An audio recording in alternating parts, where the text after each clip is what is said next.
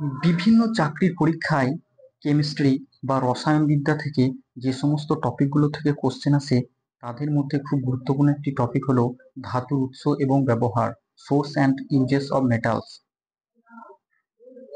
পরীক্ষায় কোশ্চেন আসে নিচের কোনটি প্রকৃতি থেকে মুক্ত অবস্থায় পাওয়া যায়, মানে কোন ধাতুটি প্রকৃতিতে মুক্ত অবস্থায় পাওয়া যায়। সেই জন্য কিছু এক্সাম্পল মনে রাখতে হবে। সোনা, রূপা, পারদ, প্লাটিনাম প্রভৃতি কয়েকটি ধাতু প্রকৃতিতে মুক্ত অবস্থায় পাওয়া যায়। মুক্ত অবস্থায় পাওয়া যায় বলতে এদের আকরিক থেকে নিষ্কাশন করতে হয় না, ডাইরেক্ট প্রকৃতি থেকে খনি থেকে পাওয়া যায়। এবার ওর জিনিসটা কি বা আকরিক জিনিসটা কি? সমস্ত খনিজকে কিন্তু আকরিক বলা যায় না। আকরিক কাদের বলে? যে খনিজ থেকে সহজে এবং কম ব্যয়ে ধাতু সংগ্রহ করা যায় তাকে ওই ধাতুর আকরিক বা ওর বলে। এবার কিছু কিছু ধাতুর আকরিক মনে রাখতে হবে, বিভিন্ন পরীক্ষায় ঘুরে ফিরে আসে। অ্যালুমিনিয়ামের প্রধান আকরিক হলো বক্সাইট। এই বক্সাইট আকরিকটা প্রায়ই আসে, খুব ইম্পর্টেন্ট। বক্সাইট এই ওয়ার্ডটা না দিয়ে ওরা শুধু সংকেতটাও দিয়ে দেয় মাঝে মধ্যে, তাই সংকেতটা মনে রাখতে হবে, Al2O3, 2H2O। অ্যালুমিনিয়ামের অন্য দুটি উল্লেখযোগ্য আকরিক হলো গিবসাইট আর ক্রায়োলাইট। অ্যালুমিনিয়াম পাতে মোড়া চাটনি বা আচার খাওয়া উচিত নয় কেন? এই কোশ্চেনটা জানতে চাই মাঝে মধ্যে। তো চাটনি বা আচারে জৈব অ্যাসিড, অ্যাসিটিক অ্যাসিড বা ভিনিগার থাকে, এটা মনে রাখতে হবে, যা অ্যালুমিনিয়ামের সঙ্গে বিক্রিয়া করে যে লবণ উৎপন্ন করে তা আমাদের দেহে প্রবেশ করে শরীরে ক্ষতি সাধন করতে পারে। ওই অ্যাসিটিক অ্যাসিড বা ভিনিগার এটা আচারে বা চাটনিতে থাকে, এটাই মনে রাখতে হবে, ওটাই হচ্ছে মেন কারণ। ম্যাগনেসিয়ামের প্রধান আকরিকগুলি কি কি এটা জানতে চাই। Carnallite, magnesite, dolomite. অর্থাৎ চারটে অপশনের মধ্যে তিনটে অপশনে এই তিনটে দিয়ে দিল আর একটা অন্য দিল। জানতে চাইবে কোনটি ম্যাগনেসিয়ামের আকরিক নয়, তখন এই তিনটের মধ্যে যেটা অন্য থাকবে সেটা হবে না। ম্যাগনেসিয়াম ধাতুতে আগুন লাগলে সেই আগুন কার্বন ডাই অক্সাইড গ্যাস দিয়ে নেভানো যায় না কেন? এটা মাঝে মধ্যে জানতে চাই।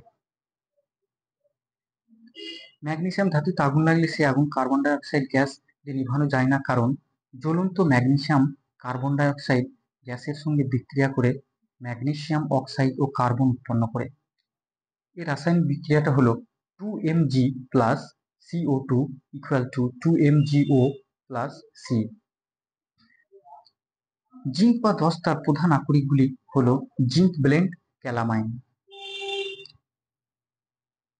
খুব ইম্পর্টেন্ট একটা কোশ্চেন প্রায়ই আসে যে দার্শনিক উল বা ফিলসফার্স উল কাকে বলা হয়? উত্তর হবে জিঙ্ক অক্সাইডকে। এর সংকেতটা মাঝে মধ্যে দিয়ে দেয় কিন্তু নামটা দেয় না, সেক্ষেত্রে নাম এবং সংকেত দুটোই মনে রাখতে হবে।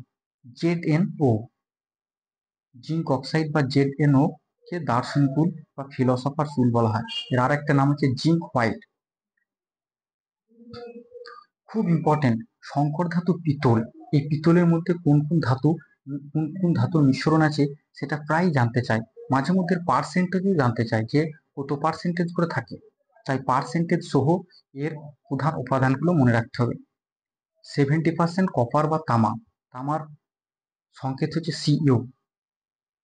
আর 30% জিঙ্ক বা দস্তা, এই জিঙ্ক বা দস্তার সংকেত হচ্ছে Zn। এদের মিশ্রণে তৈরি হয় সংকর ধাতু পিতল, খুব ইম্পর্টেন্ট। জার্মান সিলভার, এই জার্মান সিলভার সংকর ধাতুটি কোন কোন ধাতুর মিশ্রণে তৈরি হয়? খুব ইম্পর্টেন্ট, প্রায়ই আসে। 50% কপার বা তামা, 30% জিঙ্ক বা দস্তা এবং 20% নিকেল এর মিশ্রণে তৈরি হয় সংকর ধাতু জার্মান সিলভার। মাঝে মধ্যে কোশ্চেন ঘুরিয়ে দেয় যে কপার তামার সঙ্গে আর কোন ধাতুর মিশ্রণে জার্মান সিলভার তৈরি হয়? সেক্ষেত্রে হবে নিকেলের মিশ্রণে। খুব ইম্পর্টেন্ট এটা।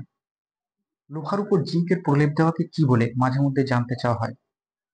এটাকে বলে গ্যালভানাইজেশন বা জিঙ্কের প্রলেপ। লোহা বা আয়রনের উল্লেখযোগ্য আকরিকগুলি হলো ম্যাগনেটাইট, হেমাটাইট, লিমোনাইট, সিডেরাইট। এই নাম চারটে মনে রাখতে হবে। এবার হেমাটাইট আবার দু ধরনের আছে, একটা রেড হেমাটাইট, একটা ব্রাউন হেমাটাইট। আয়রন পাইরাইটিসও একটা নিম্নমানের লোহার আকরিক, কিন্তু একে আকরিক হিসাবে ধরা হয় না। কি কারণে? না, আয়রন পাইরাইটিসকে লোহার আকরিক বলা যায় না, কারণ আয়রন পাইরাইটিস থেকে সুলভে ও সহজে আয়রন নিষ্কাশন করা যায় না। সুলভে এবং কম ব্যয়ে যে আকরিকগুলো থেকে ধাতু নিষ্কাশন করা হয় সেগুলোকে একমাত্র আকরিক বা ওর বলে ধরা হয়, আর যেগুলো থেকে খুব বেশি খরচ হয় সেগুলোকে ধরা হয় না। তাই কোশ্চেনে আসতে পারে, হয়তো উপরের চারটের মধ্যে তিনটে নাম দিল আর আয়রন পাইরাইটস অপশন একটা থাকলো, যে কোনটি লোহার আকরিক নয়, তখন উত্তর হবে আয়রন পাইরাইটিস। তামা বা কপার এর উল্লেখযোগ্য আকরিকগুলি হলো কপার পাইরাইটিস বা চ্যালকো পাইরাইটিস, আর একটা আছে কপার গ্লাস, আর একটা আছে কিউপ্রাইট। সংকর ধাতুর একটি উপাদান পারদ হলে তাকে অ্যামালগাম বা পারদ সংকর বলা হয়। প্রায় আসে, খুব ইম্পর্টেন্ট, যে অ্যামালগাম জিনিসটা কি জানতে চাওয়া হয়। অ্যামালগাম জিনিস হচ্ছে যে সংকর ধাতুর মধ্যে পারদ মাস্ট থাকবেই, সেইটাই হচ্ছে অ্যামালগাম। খুব ইম্পর্টেন্ট, যে প্রায় আসে, যে তরল ধাতু কাকে বলা হয়। বা নিচে চারটে অপশন দিল, তিনটে কঠিন ধাতুর নাম দিল, একটা তরল ধাতু, এই মার্কিউরি বা পারদের নাম দিল, কোনটি তরল ধাতু, এইভাবে ঘুরিয়ে দেয়। তো মনে রাখতে হবে পারদ বা মার্কিউরি এর সংকেত হচ্ছে Hg, হলো একটি তরল ধাতু। মাঝে মধ্যে এই পারদ বা মার্কিউরি নামটা দেবে না, শুধু Hg সংকেতটা দিয়ে দেবে, তাই সংকেত সহ মনে রাখতে হবে যে Hg হলো একটি তরল ধাতু। 90% তামা Cu ও 10% টিনের সংমিশ্রণে তৈরি হয় কাঁসা, যেটা আমরা ব্রঞ্জ বলি। খুব ইম্পর্টেন্ট, প্রায় আসে। লোহা এবং ক্রোমিয়াম এর মিশ্রণে তৈরি হয় স্টেনলেস স্টিল বা কলঙ্কহীন ইস্পাত, এই সংকর ধাতুটি। খুব ইম্পর্টেন্ট, রাংঝাল। রাংঝালের মধ্যে কি কি থাকে, কি কি উপাদান থাকে, প্রায় আসে।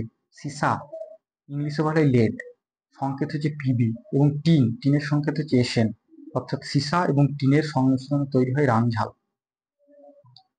80% তামা Cu, 20% জিঙ্ক বা দস্তা Zn এর সংমিশ্রণে তৈরি হয় সংকর ধাতু ডাচ মেটাল। তো এই ছিল এই টপিক থেকে খুব ইম্পর্টেন্ট কোশ্চেনগুলো। বিভিন্ন চাকরির পরীক্ষায় এই টপিক থেকে কোশ্চেন এলে এর মধ্যে থেকেই আসে, এর বাইরে সাধারণত আসে না।